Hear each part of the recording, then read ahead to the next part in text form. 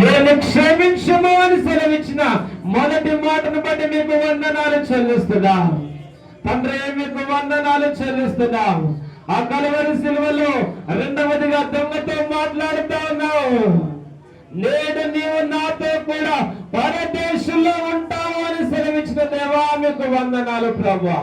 చెబుదాం అందరం రెండోసారి అదే విధంగా. దేవా మీకు వందనాలు. మూడవదిగా తండ్రి నీకు స్తోత్రం.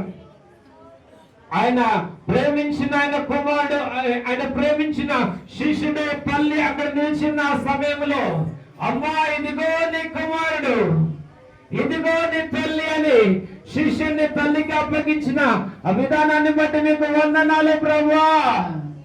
అదే విధంగా నాలుగవదిగా చూసినట్లయితే దేవా నీకు వందనాలు. ఎలోయి ఎలోయి లామా సబక్తాని అని దగ్గరగా పలికిన దేవా, నా దేవా నా దేవా నన్నెందుకు చేయి విడిచితివి అని ప్రభువా మాట్లాడిన దేవా మీకు వందనాలు చెల్లిస్తున్నాం తండ్రి. ఐదవదిగా ప్రభువా లేఖనము నెరవేరినట్లుగా దప్పిగా వచ్చున్నాను అని సెలవిచ్చిన దేవా మీకు వందనాలు. ఆరవదిగా తండ్రి ప్రభువా సమస్తమును ఆ సమయంలో సమాప్తమైనదని తెలిసి సమాప్తమైనదని సెలవించిన దేవా మీకు వందనాలు. చివరిగా తండ్రి ప్రభువా మీకు వందనాలు తండ్రి. నీ చేతికి నా ఆత్మను అప్పగించుకొనిచున్నానని సెలవిచ్చిన దేవా మీకు వందనాలు చెల్లిస్తున్నాము.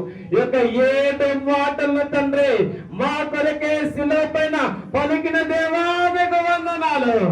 ఈ మాటలు ప్రభా ప్రతి హృదయములు నిలిచి ఫలింపచేయము తండ్రి.